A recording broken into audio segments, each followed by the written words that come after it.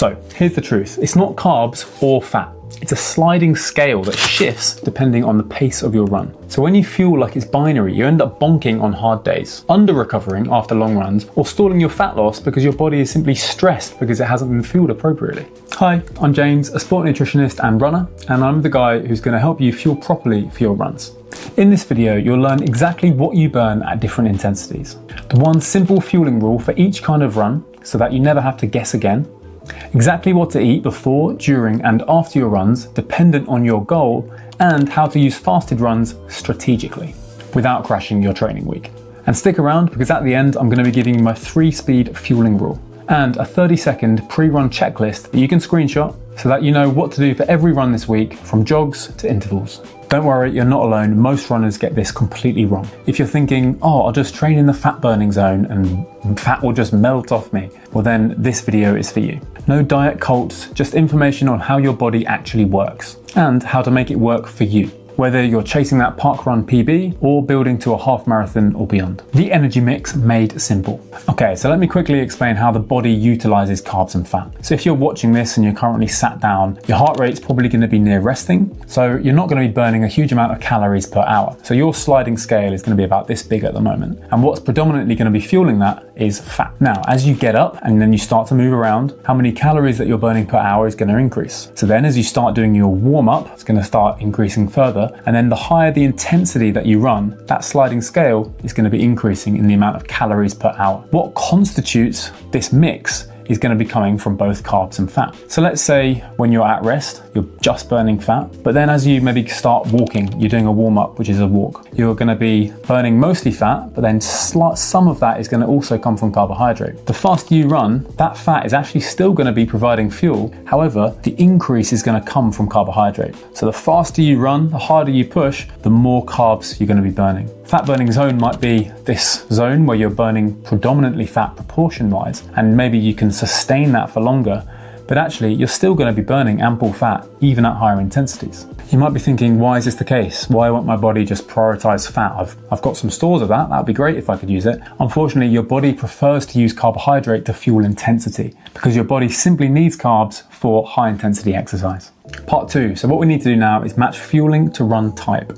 So easy recovery runs. So because these aren't going to be such a high intensity, your body's not going to have such a high requirement for carbohydrate during. So you're not going to be dipping into your petrol tank quite as much. So if you've been eating some carbohydrate in your diet, and especially over the few meals beforehand, your petrol tank should be fairly full. So actually you don't need to be aggressive with carbs during, and probably you don't need to have anything specifically just before. If you find that you prefer to have a little bit of something, maybe you have an active job, and that therefore could be helpful even on easy training runs, having something like a small handful of dried fruit might just make you feel a little bit better during. But if you have a desk job, then you probably don't need to have any sort of pre-fuel immediately before your easy training runs. What I would recommend doing though is still having something afterwards, because even after an easy or recovery training run, your body is going to be primed for carbohydrate. So it's a fantastic time of day to actually get some of your carbs in, and what that will result in is you feeling a little bit more high energy through the rest of the day and your body signaling you to not want to overeat later on. So for long runs, I'd recommend planning these into your week so that you know when they're happening, and then ensure in the 24 hours before them, you've had some high carbohydrate foods in each of your main meals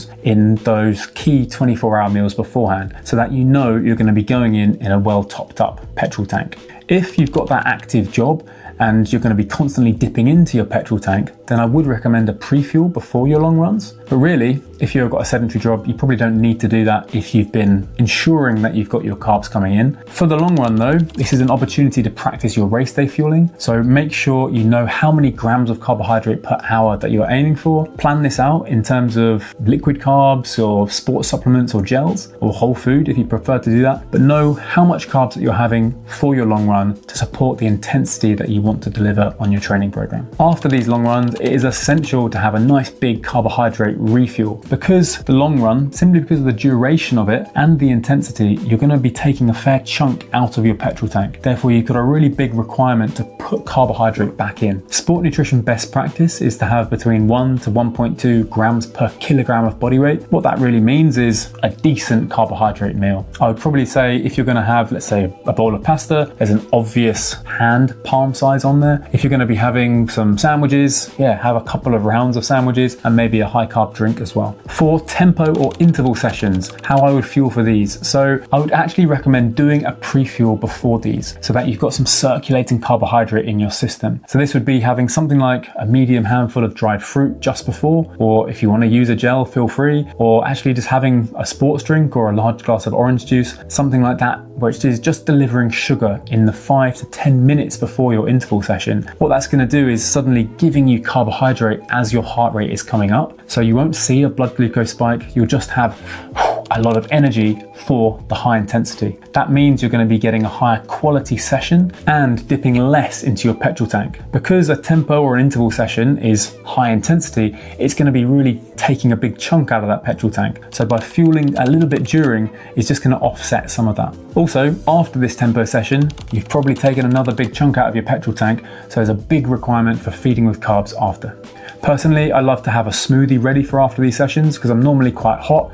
Having something cold in the fridge that's a liquid is going to help rehydrate me, as well as restoring my muscle glycogen stores because of the carbohydrates coming from the fruit. And also you can put yogurt or protein powder in to start repairing the muscles after the damage during this session. Another thing to mention is that if your tempo or interval session is long, so maybe 60 to 75 minutes or more, then it might be worth having something extra fueling during. So you've had your pre-fuel in the 5 to 10 minutes before, but then you also might want to have something 20 or 30 minutes in so that you've got another little lift of carbohydrate to support the intensity towards the end of this session. Part 3, goals decide the strategy. So is your main goal fat loss, performance, or maybe training your gut so that you don't have those GI issues during your long runs? Here is how to tweak your strategy. So I often get this question from clients, which is, I'm looking to lose fat mass, but I still want to have high energy in my sessions. So what I'm going to suggest is taking some of the advice that I'm giving here, but reducing intake slightly, so that instead of having quite as much carbohydrate, you're still going to be having a little bit, so that you still get the lift from the carbohydrate coming into your sessions in terms of what you're having before.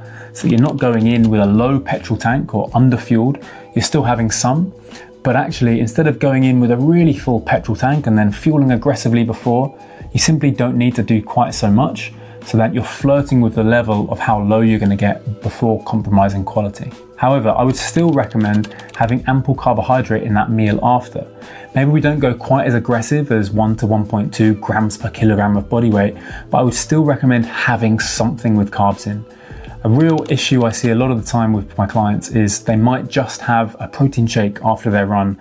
So they're recovering with protein, but they're not restoring their petrol tank. So have some carbohydrate. Doesn't have to be a huge amount, but what this will do is mean that you just simply don't get as hungry later. So your body's not giving you a really big signal for sugary carbs because you didn't have them earlier. If your main goal is performance, then I would use carbohydrates really strategically. Use them as your friend. So make sure that you've got ample coming in so that you're going into each session, especially the high intensity sessions, with a full petrol tank. Probably do pre-fuels ahead of these as well, so some carbs in the 5-10 minutes before. And then if there's going to be intensity and you may be training for 45 to 60 minutes plus, have some carbs during. More carbohydrate is going to enable you to push hard. A little caveat to this though is that if you're going into these sessions, if the session isn't high intensity, then you don't need to put quite as much in. So be quite strategic with which sessions you are going to fuel, and then actually if you're planning to deliver intensity, really go for it. You should notice a real pickup in energy levels if you are fueling effectively. If your main goal is gut training, then I'd actually think about what you're having in the 2 meals prior. So this might be meals where there's a little bit more fiber, because actually what we want to do is challenge your gut in training. We want to tell your gut that it's going to be okay to run and digest food with a little bit more fiber in your going through your digestive tract. We also need to look at how much carbohydrate you're planning on racing with and how much carbohydrate you're used to consuming at the moment. So if there's a big gap in those two numbers, so let's say you want to race with 60 grams of carbohydrate per hour, but you're currently only having 1 gel, then actually we've got a bit of work to do. So we want to slowly increase your intake to get you from where you are to where you're going. This will allow your gut time to get used to training and digesting carbs on the move when there's less blood flow in your gut. How to do this practically? Pick 1 session a week probably your long run session, and really nail down what you're going to be having. So don't just wing it in terms of, I'll have a couple of gels. Plan what you're going to have, know your numbers in terms of how many grams of carbs per hour, and then plan your timings too, so that you can see how you feel. So if you're going to have something every half an hour or every 40 minutes or even every 20 minutes, you can then make a note afterwards and say, actually, my gut felt pretty good on 30 grams of carbs per hour. Next time I'm going to try 40. That means your gut tolerance is improving and you'll be able to continue fueling with slightly more carbohydrate. Fasted runs, look, I get it. Sometimes we have to get up and out. There's just no more time in the day to squeeze your run in, and I just have to get up and go. So I don't really want to have to do a meal 2 hours before because I don't want to wake up at 4 a.m. So in those cases, what I would recommend is maybe doing a slight pre-fuel. So this is where that little pre-fuel, that small handful of dried mango, might be a really nice little win, especially if it's going to be intensity. So if you're going out and you're leaving at 5:30 or 6 a.m. to do an interval session, then do take something light, take something small in volume, so that you have some circulating carbohydrate and can therefore fuel the intensity of that session. But because it's small and because it's light, when I say light, what I mean is low protein and low fat, as well as fairly low fiber, it's going to be released quickly and it's not going to take too long to be digested. So you'll feel pretty good on that. If you are doing these fasted runs though, doing them fasted or with that little pre-fuel is fine. Just make sure that the evening before, and maybe the afternoon meal as well, you've had ample carbohydrate. So don't accidentally have an omelette and some veggies or a fish and veg meal where there's no carbohydrate, because then you're going to be going into that session not only fasted, but low. And that means you're not going to get the right stimulus if the session is high intensity. If, however, it's one of those easy recovery runs, then you probably don't need to do that little pre-fuel, especially if you've had ample carbs the day before. A mistake I often see with the fasted running is not having anything before and then also delaying when you're going to have carbs after, because you get back in, you need a shower, and then you've got to get to work, and the morning's pretty busy, right? So to get around this, I would recommend prepping something the evening before that you can drink on the go as you're drying yourself off after the shower. So have that smoothie, even just a large glass of milk with some Nesquik in it. Have something with some protein and carbohydrate, so you're prioritizing your refuel. That means if you've reduced your petrol tank and you've got a little bit low, we need to bring you back up sooner, and then you're going to have better energy through the morning. Part 4, practical plates and portion sizing. So I've talked a little bit already about that little pre-fuel meal. Now, hands are great because your hand size is going to vary depending on the athlete size, so it's going to be personal to you. So if we're doing a little pre-fuel, this is where we are looking for just carbohydrate, because we don't want any extra fat, fiber or protein to slow the digestion down. So we're going to have this 5 to 10 minutes before. And if we're using your hand, then a small to medium handful of dried fruit is going to be great because it's a small volume, just delivering a lot of carbohydrate.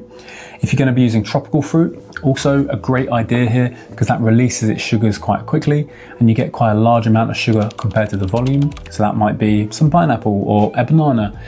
If you do that, instead of having, say, berries, which are going to be slightly lower glycemic index, but you've got to eat quite a lot to be able to get, say, 30 grams of carbohydrate. So it's going to be a much bigger volume and therefore will sit a little bit heavier on your stomach if you're using that as a pre-fuel. Now, other options outside of fruit, small bowl of cereal, maybe a slice of toast with a bit of jam. You're looking for something really small, easy to digest and just carbohydrate.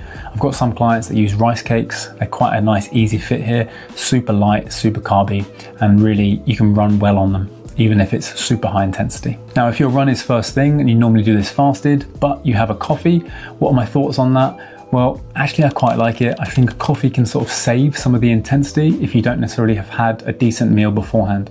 So the way coffee works is it reduces the perceived effort in that session. So if the whole goal of the session is intensity, maybe it's a threshold or tempo work, and you're not able to fuel it because you can't get up early enough, and I do actually recommend prioritizing sleep. So you just want to try and save that, then actually having some coffee before that could be a good thing. What I would suggest as a caveat though is to try not to get into the habit of every morning having that coffee hit, because we want to try and use caffeine strategically around your training. So then you get a bigger effect, or you notice it more when you actually have the coffee. So the meal before your run, now this might be 2 or 3 hours before, or it might even be the evening before. This does want to be a mixture of macronutrients.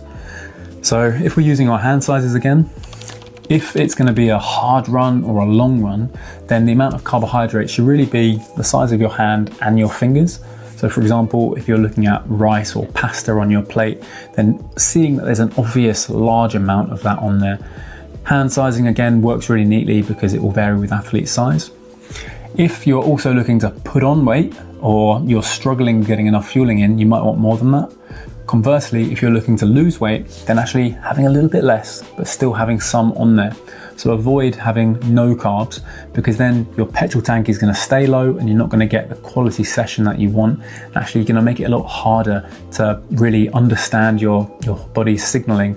You're going to unwittingly make it harder to eat less later on. Why do I recommend having a mixture of macronutrients in this meal? Well, firstly, we need protein in most of our main meals, because to try and get to the high protein total that you need for optimal recovery, you kind of need to take any opportunity where you can have ample protein to get up there. Protein is great because it's also nice and satiating, but it's also going to slow the release of the carbohydrate, as will fat. So having a little bit of fat in the meal, and fat, protein, and the carbohydrate, that's going to mean the carbs that are coming into your system, even if it is, let's say, white sourdough bread, which is quite high releasing, which is going to come into your system quite quickly. If there's more fat and protein in it, it's going to moderate that release. So actually you get a little bit more stable energy in the 2-3 hours after, and then you'll feel really good in your session. As opposed to just having this and some jam in the pre-fuel meal. Because this is going to be a large amount of carbohydrate without the fat and the protein, then you'll come up and down and you get the energy rise and crash, and then you might actually then want something else here, which then makes it harder to maintain weight. During the run, you've got multiple options, so we might want to use gels, we might want to use chews, we might want to use whole food. Whether you choose to do that is a little bit dependent on the intensity, so the harder the session is, the less protein, fat and fiber that you want to be doing, and probably the less you actually want to be chewing. Because if you're looking to really hold threshold or push in that sort of lactate zone, then you might even struggle to have a chew because you're breathing so hard. So in that case, having liquid carbohydrate like a sports drink or having gels might be your best fueling strategy during. If, however, you're looking to practice race nutrition and you want a few chews because you like using those, then actually practicing with those at high intensity is going to be a good thing, because it's just getting you used to using what you're going to do on race day. In terms of using whole food during your training, well, I've already mentioned that we want to have one of our sessions where we're practicing race nutrition, but maybe we don't do that every week because you don't necessarily need to do it every week. So maybe every other week on your long run, you actually experiment and you start using a bit more whole food. Why is that good? Because it's going to start training your gut. So if, for example, you start using a few flapjacks as well as a few gels, instead of just using gels, you're actually putting in a bit more fat, a bit more fiber, and a bit more protein. So you're really stressing your gut. And just like training, you're making your body work a little bit harder. By making your gut work a little bit harder, you're going to get it to adapt to what you're fueling with. So with gut training, what you're trying to do is actually get to race day, and then you make it easier. So then your gut is thinking, oh, I've handled way more than this in training. So it's going to then reduce your risk of having any unwanted GI issues on the day. So how does this work in training? Well, every so often, not just having race nutrition on your long runs, but actually making it harder by having a bit more whole food. Finally, that post-run meal, what should be having to recover? What's the portion sizing in the plate? Well, where most people go wrong is that they only think about the protein. So, hey, repair all the damage of the run. Yes, we need to do that, but also we need to have lots of carbohydrate. So again, depending on your goal a little bit, if you're looking for performance, we need ample carbs here. So we want that 1 to 1.2 grams per kilogram body weight. That might be 2 or even 3 slices of bread with peanut butter and jam to be able to get a bit of protein and a big hit of carbohydrate. That example, probably still not quite enough protein, so maybe you have a glass of milk alongside just to lift that up. Or it might even be some yogurt with fruit, but actually again, probably not quite enough carbohydrate in that. So you might actually have to have a banana and a big drizzle of honey, as well as some granola to really get up to those sort of carb intake numbers that you need. If your goal is fat loss though, we do the same principle. We keep the protein high, but we just moderate down the carbohydrate a little bit so that you're still giving your body what it needs, but it's not quite giving it everything it needs, if that makes sense. So there's a bit of a compromise there. Part 5, week planning and periodization.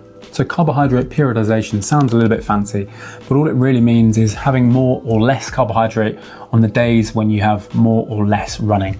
So on your rest days, you have less requirement for carbohydrate, because if we come back to that sliding scale, you're spending more of your time in rest mode, so you're using more of your body's fat stores. Therefore, we need less of this carbohydrate coming in because we're not depleting our petrol tank as much, so therefore we don't need to fill it back up quite so much. So on your higher training days, how do you do this? Well, think about all of the meals, because it's all of the feeding opportunities that you've got for carbohydrate. If you're doing a lot of running, and maybe you're doing double sessions or you're doing back-to-back days, then actually you need to have a lot of carbohydrate to support this. In which case, it might be having high carb foods in most of your main meals, and then also having some high carbohydrate snacks, just to enable you to feel good in your sessions. How do you know if you're having enough or too much? Well, you'll know if you're having not enough because as it goes through the week, that's what I see with clients, is that it might get to Wednesday or Thursday, possibly Friday, and their runs will start to suffer. They just won't be able to hold the same intensity as they were Monday or Tuesday. Why is this happening? Well, typically what we see on the weekend is a little bit more free reign in terms of carbs coming in, more hyperpalatable meals or eating out, combined with less running. So that really tops up the tank neatly. And then Monday, Tuesday, Wednesday, if there's some carbs coming in but not quite enough, just enough to support intensity until it gets to say Thursday or Friday.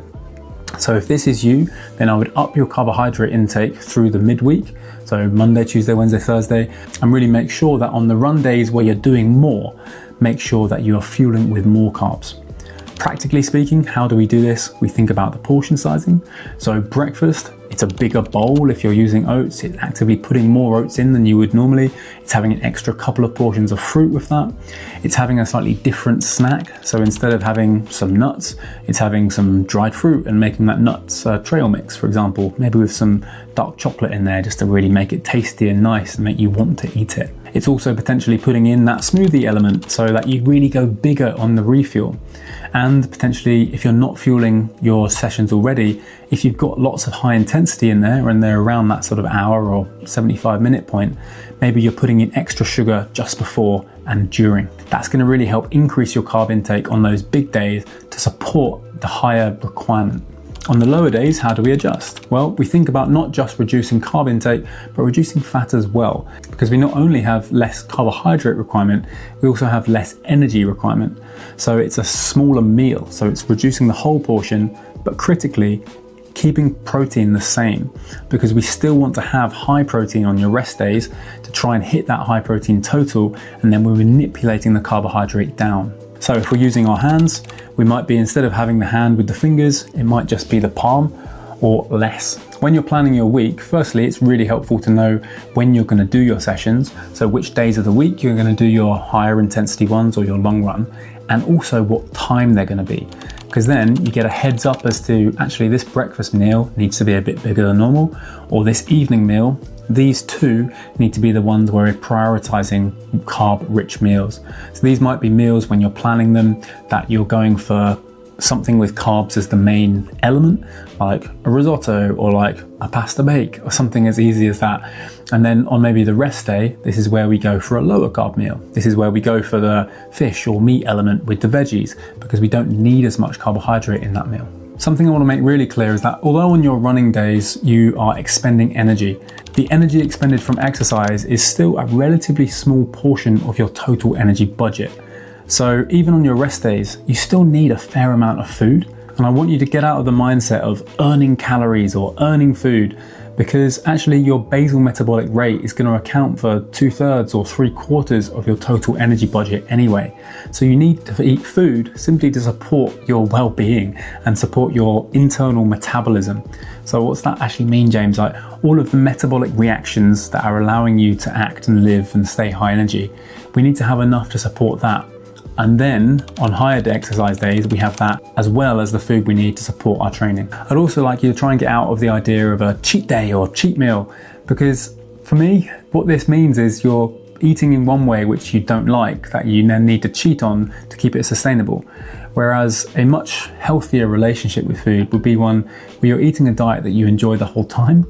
And actually, if you can eat in a way that is enabling you to feel good and fuel all of your sessions, and then also, if your goal is to lose weight, we're just having a little bit less in each of those, and you're still feeling good in your sessions and moving towards your goal, then actually you can include some hyperpalatable foods that you may have termed as a cheat just in your normal way of eating. And then you don't have the guilt associated with it because it's just part of your normal diet. Part 6, quick checks and some troubleshooting. Well, some signs that you're underfueling are that you've got a little bit too low energy. So not just in your training, but actually you're feeling a bit flat outside of that too. It might feel like someone's pulled the plug on you in training, and that means that you've hit that point where your muscle glycogen stores are too low. So you simply then don't have enough carbohydrate to support the intensity and the duration of the training volume that you're trying to do. Therefore, you need to lift that up a little bit. Your sleep may also be a bit compromised, and you may be picking up more coughs, colds, or illnesses than you normally do. Also, if you're underfueling, your libido may take a hit. So that's something worth noting too. How do you know if you're overfueling? So I've given you lots of tips, and you're probably thinking, James, this is just a lot of carbohydrate. I'm going to put on weight, surely. So this might be something to monitor, actually. So every so often, or really, I tend to recommend doing either once a week or a few times a week, but really being intentional with how you weigh in, because you will see a fluctuation day to day. And that's okay, because literally what you're doing is weighing or finding out how heavy you are. You're not finding out how much fat mass you have. That data comes when you zoom out. So what do I mean by that? If you are logging your data, so if you're doing something with the information from the scale, so put that number into Apple Health, or if you've got a fancy scale, it probably will provide your information as a graph over time. So when you log on and log in even, so when you jump on the scale and you get that piece of information, don't really attribute anything to it. If it's a bit higher or a bit lower, don't really stress about it, because it's one data point. What we need is multiple data points. So weigh in frequently, or once or twice a week, and then over time, so over 3-4 weeks, you zoom out and you see the trend. And it's that line of best fit, because that's what's happening with your body fat mass. Then there'll be noise in the data, but that doesn't matter. It's that line. So if that line is starting to go upwards, that is going to be a sign that we are overfueling slightly. If that line is maintaining, then you're probably eating about the right amount. If your goal is fat loss and we're currently maintaining over time, then that might be a signal to start reducing the amount of carbohydrate a little bit, and probably also manipulating the amount of fat coming in. So being critical, is it a lot more than a thumb coming in most of my main meals? And can I swap out some of the carbohydrate element for more high fiber carbohydrates, because they're going to be more filling? Just to pivot back to underfueling again, something worth noting is that when you're underfueling, you often get a big signal for carbohydrate or just food later on. So in the moment, it could well be that you get back from your tempo run or long run and you're just not hungry. And that's going to be pretty natural actually, because ghrelin, our acute appetite hormone, is suppressed during exercise. So in that hour after, although it's best practice to eat and we want to get our carbs and our protein in, you might not necessarily want to do this. So I would recommend having something even if you're not that hungry, because if you don't, then you get later on in the day, and because you haven't put that food back in, your body's like, whoa, just give it to us. So you end up finding that you're in the kitchen at work and there's the donuts or the biscuits there, and you just can't stop yourself because your body is saying, we really need this sugar. So it then becomes harder to eat a high quality diet, and you end up being at the whim of your hunger signals, which are being more aggressive. This is then going to reduce diet quality a little bit and make it harder to make those smart decisions. So we need to put carbohydrate back in after our session, and then trust that our body is going to signal to us that we don't need to eat quite so much later. Now that's all well and good, and that should happen, except what I often find is we need to really be critical with the habits of listening to those signals.